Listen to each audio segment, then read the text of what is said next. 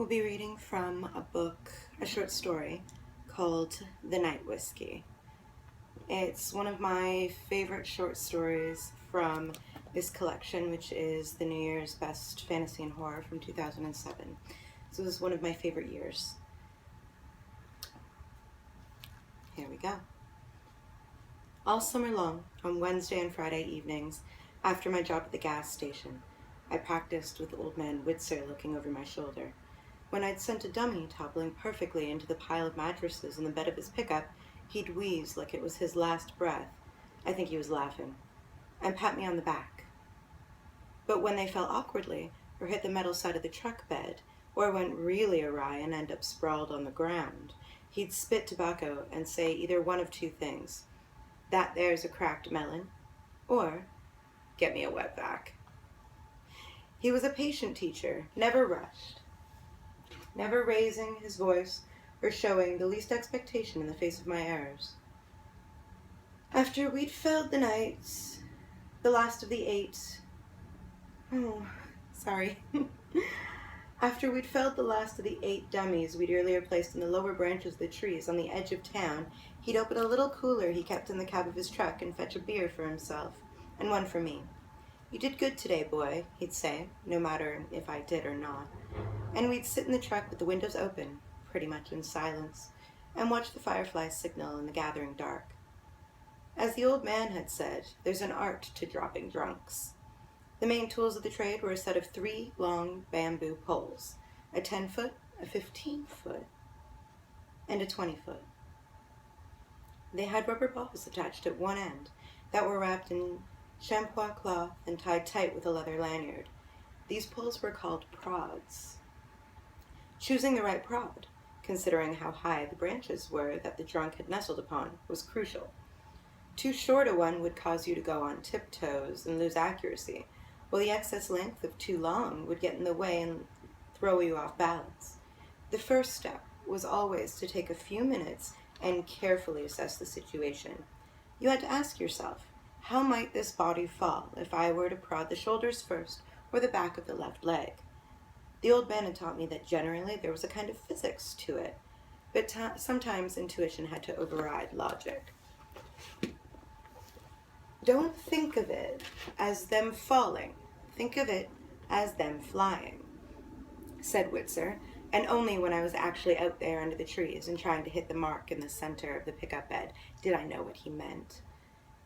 You ultimately want them to fall, turn in the air, and land flat on their back, he told me. That's a 10-pointer. There were other important aspects of the job as well. The positioning of the truck was crucial, as was the manner with which you woke them after they had safely landed. Calling them back by shouting in their ears would leave them dazed. But, as the natives had done, breaking a thin twig a few inches from the ear worked like a charm, a gentle reminder that life was waiting to be lived. When this long-time fellow harvester, Mr. Beau Elliott, passed on, the town council had left it to Witzer to find a replacement. It had been his determination to pick someone young, and so he came to the high school and carefully observed each of us 15 students in the graduating class. It was a wonder he could see anything through the thick, scratched lenses of his glasses and those perpetually squinted eyes. But after long deliberation, which involved the rubbing of his stubbled chin and the scratching of his fallow scalp, he singled me out for the honor. An honor it was, he told me. You know that because you don't get paid anything for it. He assured that I had the talent hidden inside me, that he'd seen it like an aura of pink light, and that he'd help me develop it over the summer. To be an apprentice in the drunk harvest was a kind of exalted position for one as young as me. And it brought some special credit with my friends and neighbors, because it meant that I was being initiated into an ancient tradition that went back further than the time when our ancestors settled that remote piece of country. My father beamed with pride, my mother got teary-eyed, my girlfriend Darlene let me go to third base and part way home. Our town was one of those places you pass but never stop in while on vacation. Out in the sticks, up in the mountains, places where the population is rendered in 3 figures on a board by the side of the road, the first numeral no more than 4, and the last with a hand-painted slash through it and replaced with one of lesser value underneath. The people here were pretty much like people everywhere, only the remote bleh. Sorry. Only the remoteness of the locale had insulated us against the relentless tide of change and the judgment of the wider world. We had radios and televisions and telephones, and as these things came in, what they brought us lured a few of our number away. But for those who stayed in Gatchfield, progress moved like a tortoise dragging a ball and chain. The old ways hung with more tenacity than Roletta Clome, who was 110 years old and had died and been revived by Dr. Vench 8 times in 10 years. We had our little ways and customs that were like the exotic beasts of Tasmania, isolated in their evolution to become completely singular. The strangest of these traditions was the drunk harvest. The harvest created an odd little group that, as far as I know, does this nowhere else in the world. We have a berry that is native to our area. It was called the Vachimia tatsi, but because of its shiny black hue and the nature of its growth, settlers had renamed it the deathberry. It didn't grow in the meadows or swamps as do blueberries and blackberries. No, this berry grew only out of the partially decayed carcasses of animals left to die where they'd fallen. If you were out hunting in the woods and you came across, say, a dead deer which had not been touched by coyotes or wolves, you could be certain that the deceased creature would eventually sprout a small hedge from its rotted gut before autumn, and that the long, thin branches would be thick with juicy, black berries. The predators knew somehow that these fallen beasts had the seeds of the berry bush within them, because although it went against their nature not to devour them, they wouldn't go near these particular carcasses. It wasn't just wild creatures either. Even livestock fallen dead in the field and left untouched could be counted on to serve as host for this parasitic plant. Instances of this weren't common, but I'd seen it firsthand a couple of times in my youth. A rotting body, head maybe already turning to skull, and out of the belly like a green explosion. Green.